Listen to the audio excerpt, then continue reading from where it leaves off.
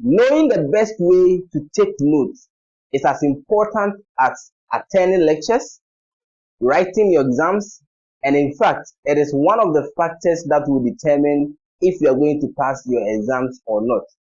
And so today we are going to look at note-taking methods and strategies. We are going to delve into the best way and the best practices that will help you as a student to be able to take notes so that you'll be able to remember a lot of the things that you study and pass your exams. And so if you are watching this video, hold on, it's about to get interesting.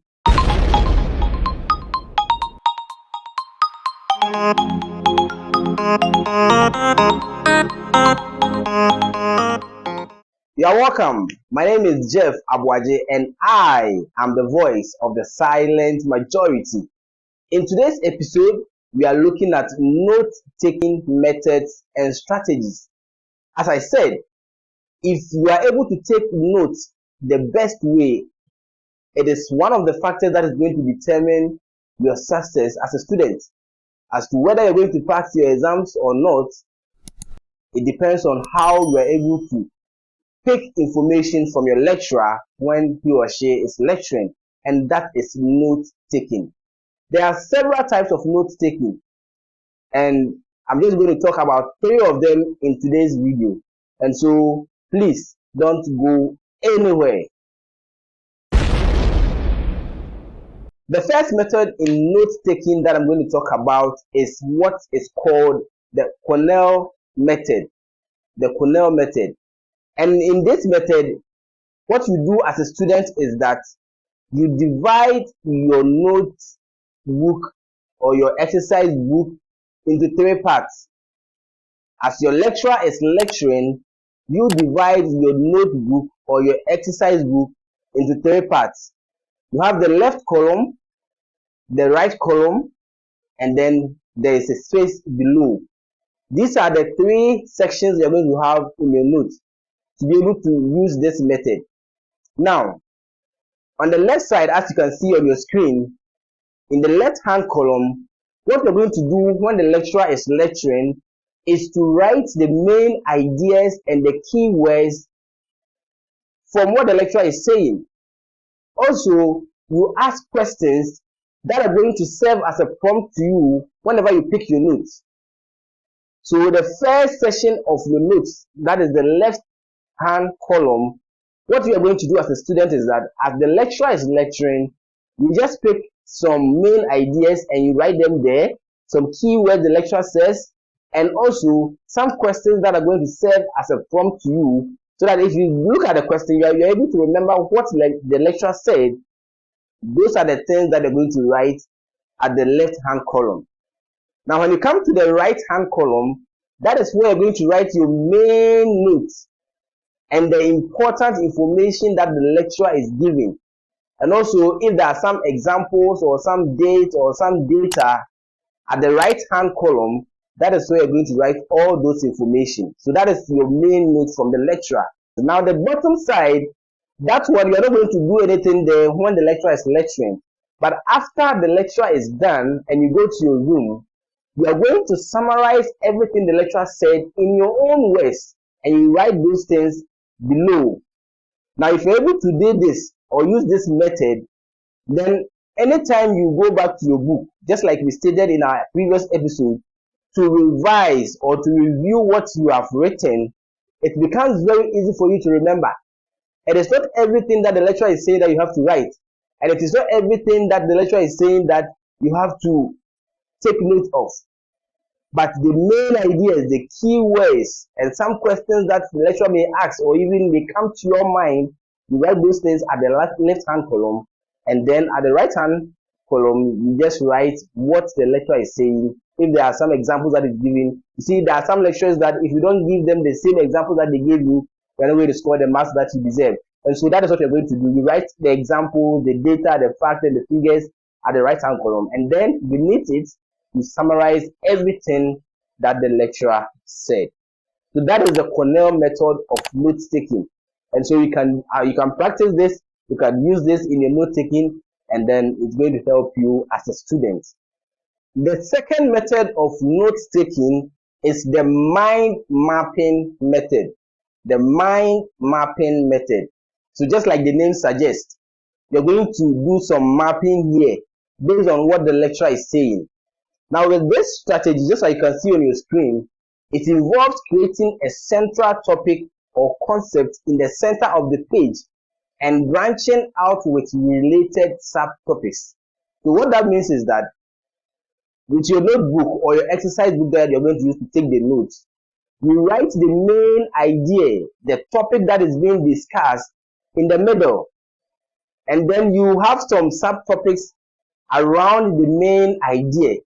Now, if you do this, you are mapping the subtopics to the main idea. So anytime you pick your notes, it becomes very easy for you to revise because you know the main idea and you know the subtopics that links to the main idea. So that is the mind mapping method. What you do is that, let's say the lecturer is talking about addiction.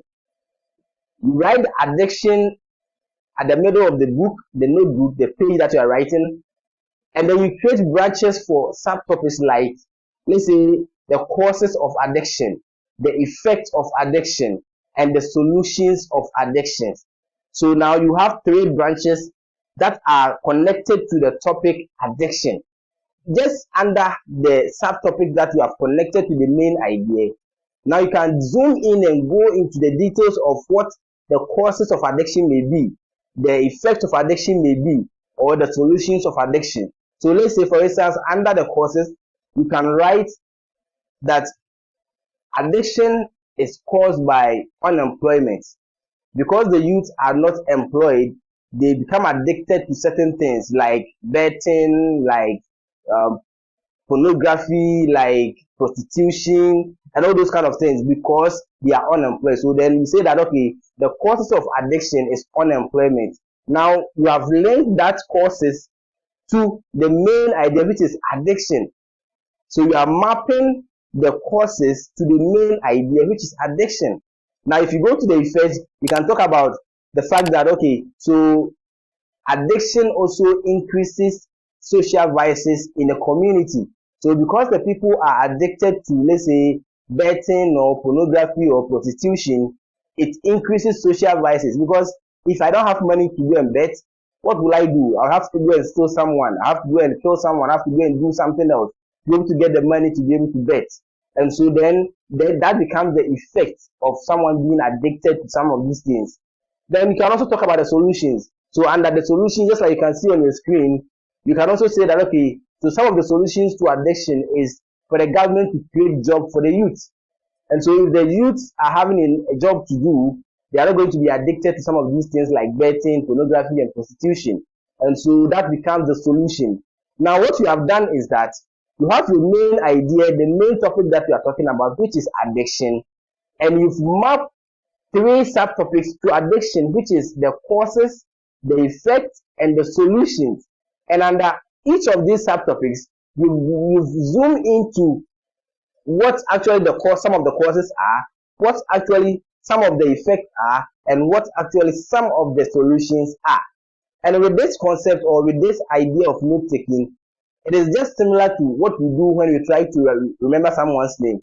If someone mentions the name to you that my name is Jeff, and you want to remember that name, you do mind mapping. You try to link or connect that name to someone that you already know who is called Jeff. So that every time you see that person, you are able to remember the name. And so that is what you do in your exercise book or your notebook. You try to connect the subtopics to the main idea that is being discussed at the lecture hall. And if you do this as a student, it becomes very easy when you are about to revise your notes for examination or for any midterm exam as well. So yes, that is the second method of note taking, which is the mind mapping method. The final one we're going to talk about in today's episode, in fact, there are so many of them. I'm going to list some of them so that if you want to go and do your own research to be able to see if those one will work for you, you can do that. But then the last one we're going to talk about in today's episode is the outline method. The outline method. This method uses headings, subheadings, and bullet points to create a hierarchical structure of information. It helps to organize notes in a logical and structured manner. So if you are taking this kind of notes, what you do is that you number the main idea, and then you come down to the subtopic, and then you come back to the details of the subtopic. And this, a lot of people do this when they are doing presentation. So their main idea will be there. Let's say that will be number one, and under the number one, they may have the Roman numerals, which is I, under number one. That becomes their subtopic. Then under the I, they may have A or a different letter to represent the something that is beneath the subtopic. So in this way, anytime you pick the notes, you know that number one is your main idea, and then the I is your subtopic, and then the next letter that you choose, whether A or something, becomes your explanatory to the subtopic, which leads back to the main idea. That is the outline method. You can apply it as a student, and it's going to help you to be able to take notes the right way. And when it's time for you to revise, it becomes very easy for you as a student. Yes, so that is note-taking method and strategies. We've discussed 3 of them into details. That is the Cornell method, the mind mapping method, and the outline method. You can also explore the other 2 that I mentioned. That is the chart method and the flow method. These are all note-taking strategies. There are many more of them. You can search online and practice any one of them. Thank you very much for watching this video. My name is Jeff Aboagye, and I am the voice of the silent majority. Oh yeah!